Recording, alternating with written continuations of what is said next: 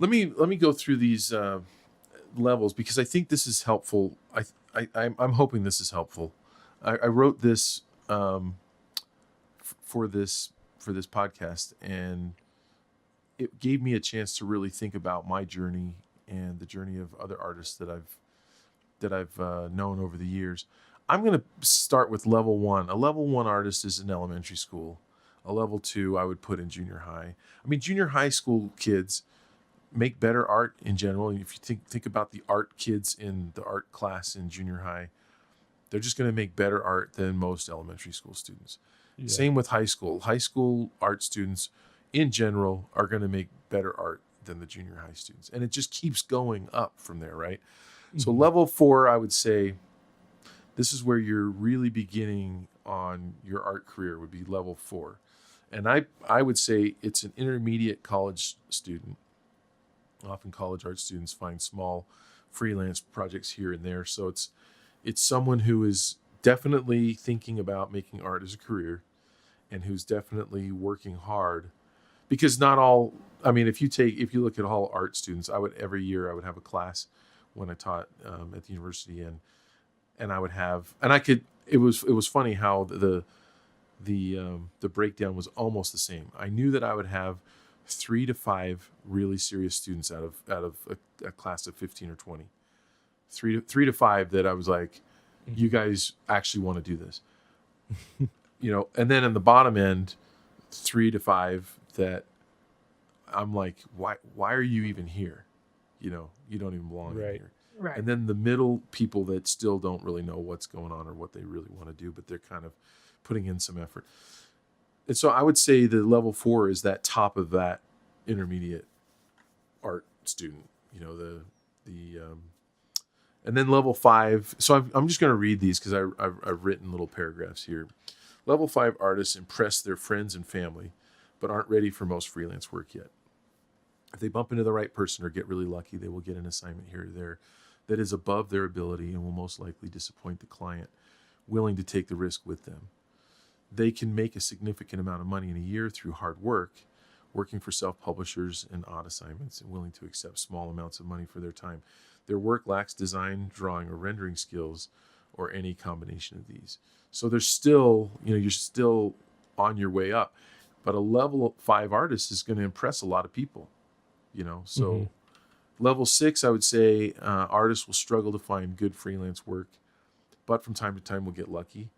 Most of the work they find will pay poorly, and they will struggle to consistently pay their bills with their artwork alone. On level 6, often level 6 artists rely on a spouse to make up the difference. Level 6 artists have to get used to a month here or a few months there of no work coming in. And moving up should be the focus of a level 6 artist.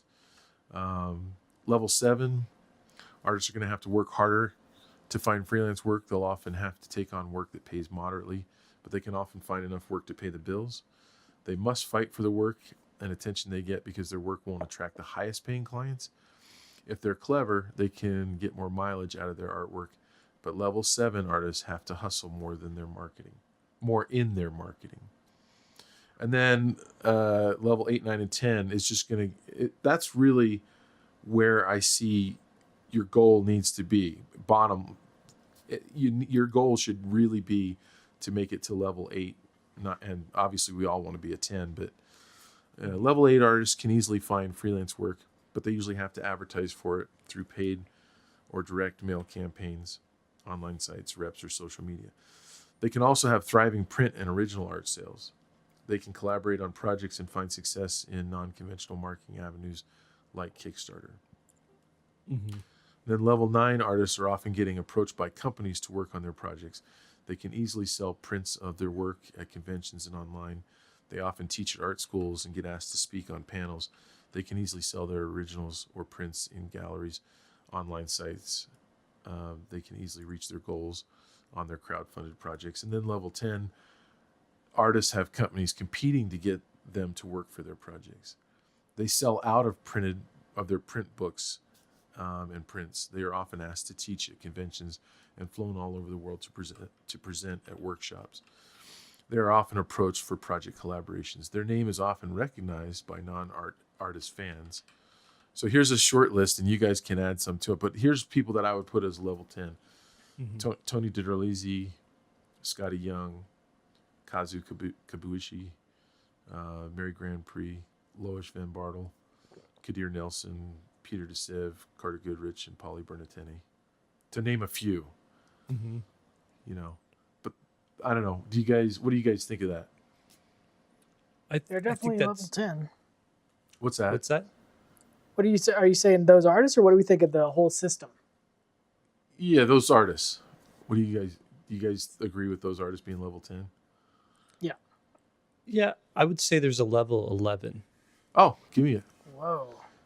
Is that when you're dead and you're famous? Like No, and I don't know if I can only think of one artist living that's a level 11, and the rest are dead. And level 11 is you start defining popular culture.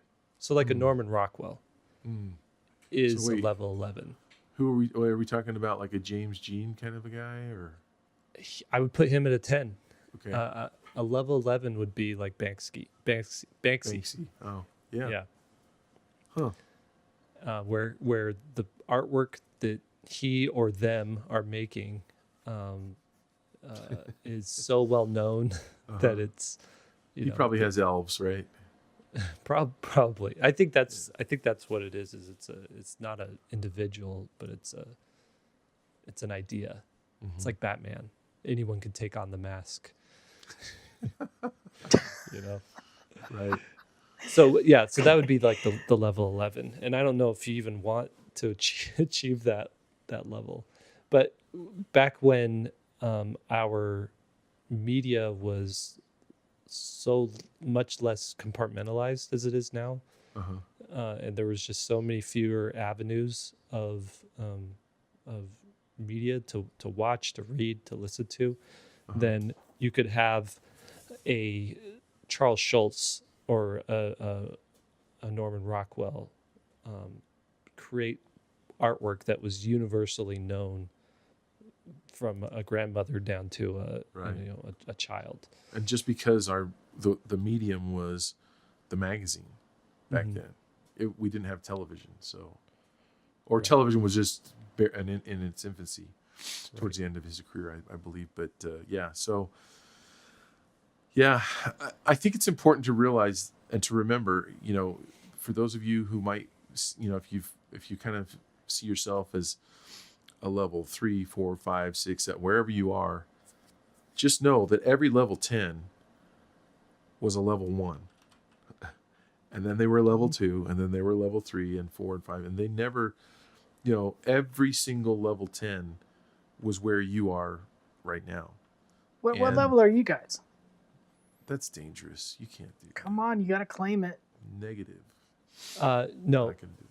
None. You have to say what Will and me are, and then we could say what you are. What was the level? I'll go 9? last. What was the level 9? Level 9 artists are often getting approached by companies to work on their projects. They can easily sell their prints of their work at conventions and online. They often teach at art schools, get asked to speak on panels. They can easily sell their originals and prints in galleries and online sites, and they can easily reach their goals on their crowd-funded projects. I think that's it. That's where you guys are. Yeah, I'd put Will there. I'd put Lee at like a 12. Defining movements. You know what's funny about this too is I think you can also be, you can be multiple levels. You can be a level 10 on some areas and a level 8 on others, and a level 9. So there's a spectrum. Yeah, because you're not. Most people aren't great at everything, and some people are, and this includes, some people are better at the concept in their art, and so you look at their artwork, you look at the visual art, and it might not impress you that much, but then you see what they're able to create financially with their projects, and some people don't get it. Some people don't understand why people respond to it and why it's so commercially successful. Can you give Because- an So, example like- of someone like that? Yeah, so that would be for me. The example I always go to is Mo Willems. So if you look at his visual artwork, Don't Let the Pigeon Drive the Bus, and all the other stuff that he's done, you strip away the writing, and it looks fairly common, or maybe not common, but it looks Yeah. easy to make. Yeah. It's It's not impressive. It's not impressing illustrators. Right. Yeah. But Right. you Well, he's look at not the whole drawing. Yeah, project. you got some artists like a Tony Dieter-Lizzy who's like drawing for illustrators. Right. Right. Everyone can appreciate it, but the illustrators are like, yeah, look how he rendered that. Right. Look at that design. And But I would think put of Mo at a 10. Willems. Yeah, and He's a Mo 10. Willems, he's illustrating for a particular audience who may or may not be, that artistically inclined. Yeah.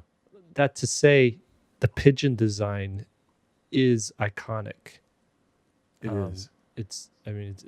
There's a brilliant simplicity to it, the same way that there's a brilliant simplicity to like a really good quote, Right. putting words together, or a simple poem or something like that. Not a simple poem, but a brief poem or a brief quote where you're just like, oh yeah, that's memorable. It's shareable. He's approaching illustration from a graphic standpoint. It's very Yeah. graphic, and it's very easily comprehended and consumed. Well, I'll throw a name out there, Matthew Inman, who does Yeah. Oatmeal, like Level 10. and level 10, but maybe a level 6, level 5 art style. Yeah. Yeah. So sorry, go ahead. Well, I was going to say, and I think he'll be the first to admit it too. Like his humor is the product, and his art style is there totally to service the humor. Yeah. And his art style, or his humor, would be ruined with a lot of highly polished art styles. That's right. Yeah. his rudimentary drawing skills add to the humor. Exactly. Another way to say that was the level to his suckiness as an illustrator helps it be even more funny. Right. Well, it's like Gary Larson too. Yeah. The drawings are so funny, Yeah. but he's not an illustrator. He's not an Yeah. artist. I would hate Gary Larson to try to draw better. That Right. would be Yeah. a nightmare. Yep.